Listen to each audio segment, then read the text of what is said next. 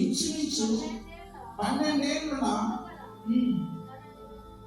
తన ఏకైక తన ఒకటే కుమార్తె సాగు సిద్ధంగా ఉన్నది కనుక తన ఇంటికి రమ్మని ఆయనను బతిమలాడుకునేను.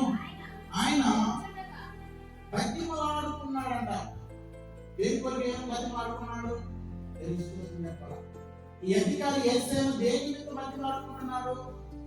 తన ఒక్కటైన కుమార్తె 12 సంవత్సరాల కుమార్తె సాగు సిద్ధమై ఉన్నది. మీరు వచ్చి ప్రార్థన చేయమని బతిమలాడుకుంటున్నాడట. బతిమలాడుకుంటున్నాడు యేసయ్య. ఇప్పుడు బతిమలాడావా యేసయ్య? ఈ సమస్యను బట్టి బతిమలాడావా? ఈ ఇబ్బందిని బట్టి బతిమలాడుకున్నావు యేసయ్యను? ఒక అధికారి వచ్చి యేసయ్యను బతిమలాడుకుంటున్నాడే, యేసయ్యను ఆశ్రయించాడు, ఆయన మొక్కాడే, పేరు ప్రఖ్యాతి నుండి కూడా యేసయ్యను ఆశ్రయించగలిగాడంటే ఎంత ఓర్పు సమర్థం ఉండాలి. బతిమలాడుకున్నాడంట. మనకు వచ్చిన సమస్య, మనం కూడా వచ్చిన సమస్యను బట్టి వేదన ఏదైనా సరే ఆలోచిస్తున్నాను యేసయ్యను బతిమలాడుకుంటున్నాడంట. సమాజంలో అందులో 12 సంవత్సరాల రక్తస్త్రీ కూడా అక్కడే ఉన్నాడు. తెలుసు కదా, అర్థమవుతుందా? యేసయ్యను బతిమలాడుకుంటున్నాడు. అయ్యా మా ఇంట్లో నా కుమార్తె చనిపోయింది, నా కుమార్తె చనిపోయింది, చేతులు ప్రార్థన చేస్తే బతిమలాడుకునే సమయంలో అక్కడే 12 సంవత్సరాల రక్తస్త్రీ కూడా అక్కడే ఉన్నాడు. ఆమె కూడా యేసయ్యను విని ఆయన వస్త్రము తాగి చాలనుకొని విశ్వాసంతో ముందు అడుగు వేస్తే తాగిందంట. ఆమె రక్తం అయిపోయింది, స్వస్థత పొందిందంట. అక్కడ ఆమె వ్యాప్తి చేసుకుంటే ఆమెతో మాట్లాడాడు. జనసొమ్మ ఆయన విడిచిపోడు. యేసుతో అంటున్నాడు, 4 మంది పోయి ఆయననే ఏం వచ్చి సాక్షి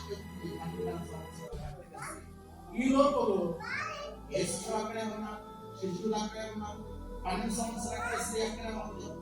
ఇంటికా నుంచి ఈ అధికారి శిష్యుడు అక్కడ వచ్చాడు. యేసు ఎప్పుడైనా రావా? ఆ బతిమాడుతూ వస్తున్న అధికారి తీసుకొస్తున్న ప్రయాణంలో మధ్యలో ఈ 12 సంవత్సరాలైనటువంటి రక్తస్త్రీ అడుగుతలేదు. ఆ కొంచెం డిస్కస్ జరిగింది. అక్కడ మాట్లాడేసేయా ఈ లోపుగా అధికారి నుంచి నీకు ఒకటి వచ్చేయా, ఇంకా ఆ బోధకును నువ్వు విశ్వసించవద్దు. ఏమయ్యానండి నీ కుమార్తె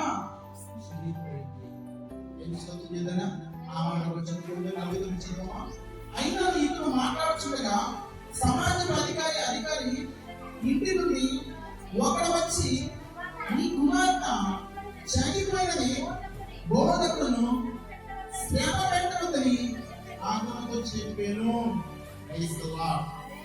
అర్థమవుతున్న మాట. యేసు ప్రభు గారికి ఎవరు? ఒక అధికారి మృత్యుడు పాదాలు ఆశ్రయించాడు, బతిమలాడుకుంటాడు. ఇంటికి వస్తున్న సమయంలో 12 సంవత్సరాల రక్తస్త్రీ కూడా అక్కడే ఆ ప్రాంతంలో అక్కడే ఉండి ఆమె వచ్చిన తర్వాత 10 నిమిషాలు ఒక అరగంట లేట్ అయింది. ఈ లోపల ఈ అధికారి ఇంటికి ఒకరు వచ్చి, అయ్యా ఆ బోధకు నీకు శ్రమ పెట్టవద్దు, ఎందుకంటే ఈ కుమార్తె చనిపోయింది. తెలుసుకోవచ్చు కదా. ఇప్పుడు ఏం చేయాలి? అధికారి యేసయ్యని ఏమనాలి? అర్థమవుతుందా? తెలుస్తుంది చెప్పాలి. ఇప్పుడు అధికారి యొక్క ఆలోచన ఏంటి? కుమార్తె చనిపోయింది అని ఇంటికి వచ్చిన ఒక వ్యక్తి చెప్పినప్పుడు, ఒక మనుషులు చెప్పినప్పుడు కుమార్తె చనిపోయినాకలే యేసయ్యని ఆయన మాట్లాడుతుంది. యేసయ్యని పెట్టాలా, ఆ కుమార్తె పోయి చూసుకోవాలి. తెలుసుకోవచ్చు కదా. ఇంకా మనం ముందుకు పెట్టి యేసయ్యను అంటున్న మాట కూడా ఎందుకంటామో, నేను పిలవడం వల్ల వచ్చినట్టయితే ఆ కుమార్తె బ్రతికేది. నువ్వు లేట్ చేయడం వల్ల, ఇక్కడ ప్రసంగం చెప్పడం వల్ల, ఆమెతో మాట్లాడటం వల్ల ఆమె స్వస్థత పొందడం వల్ల, ఇదిగో నాకు ఏకైనటువంటి కుమార్తె చనిపోయిందంటే కారణం నీ నిర్లక్ష్యం బట్టి అని యేసయ్యను అధికారి అనవచ్చు. ఏం చేయాలి? అర్థం కావాలి. 2 ద్వారాల మీద ఉన్నాడు. విడిచిపెట్టి వెళ్దామా? కుమార్తె కాడికి వెళ్తే యేసయ్యను నేను అమ్మనిచ్చుకోవాలి, కానీ ఏం చేయాలి? ఇంత ఇంటిలో నుంచి వచ్చాయా కుమార్తె చనిపోయిన ఏ తండ్రి గుండె అయినా ఎలా ఉండేది? ఎంత వేదన, ఎంత దుఃఖం కలిగి ఉన్నాడు ఆ అధికారి. ఇప్పుడు దాకా బతిని ఆడుకున్నాడు కదా, ఆశ్రయించాను కదా అని ఇప్పుడు దాకా నేను చేసిన ప్రార్థన, నా ప్రయాసక్తి కూడా వ్యర్థమైపోయిందా? నా కుమార్తె జీవితంలో నేను బతికించుకోలేకపోయాను అనుకోవచ్చు అధికారి. మనం వేసుకోవాలి తెలుసా?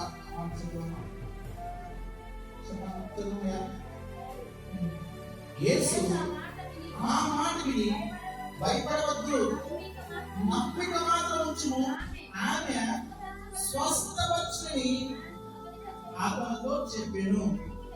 తెలుసుకోవచ్చు విన్నాడు యేసయ్య.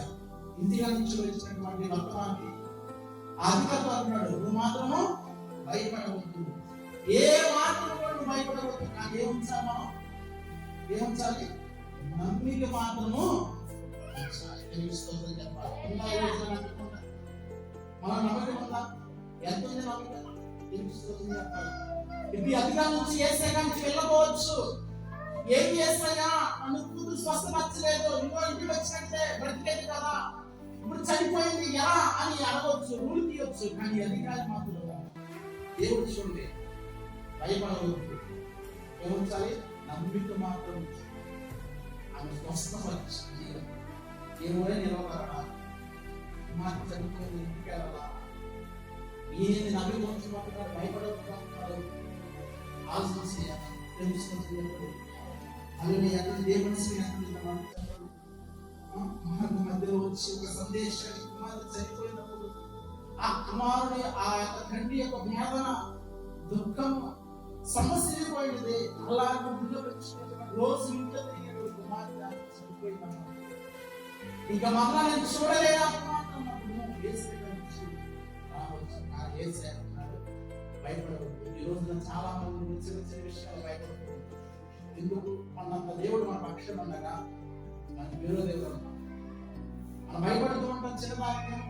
నమ్మిక మాత్రం మన జీవితంలో లేకపోవడం వల్లే ఆయన మహిమను చూడలేదు. నమ్మిన వారు సమస్తము కూడా, నమ్మువారికి సమస్తము కూడా సాధ్యమని మాట. వారు నమ్మారు, నమ్మలేదు. నమ్మిక మాత్రం వచ్చి మనం ఎలాగే అయ్యా అతను చనిపోయిన 4 దినములు అయితే ఏంటి? వాసన వచ్చి కప్పుకొండదయ్యా అంటే అయితే నువ్వు చేయాల్సింది తెలుసా? నమ్మిక మాత్రమే మన జీవితంలో.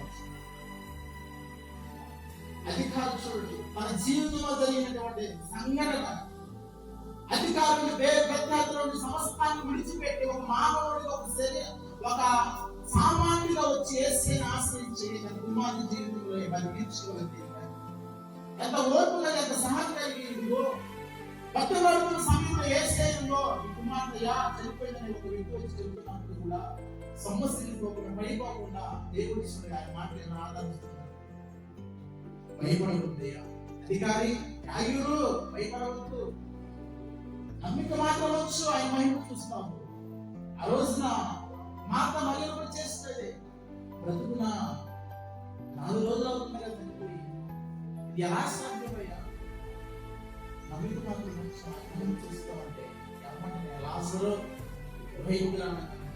చనిపోయినటువంటి లాజరు కూడా సమాధులు కూడా పేద వస్త్రాలను ఎలా సాధ్యమే?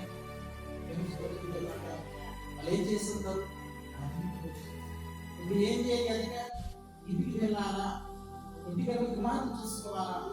ఏం చేయాలా? కొట్టు పెట్టాడుతున్నారు. 2 ద్వారాలు ఉన్నాడు. వేసవి విడిచిపెట్టాలా? కుమార్తె బయటకు వెళ్ళాలా? ఆ సమయంలో దేవుడు ఓదారుస్తున్నాడు. ఆ అధికారి భయపడకపోయారా?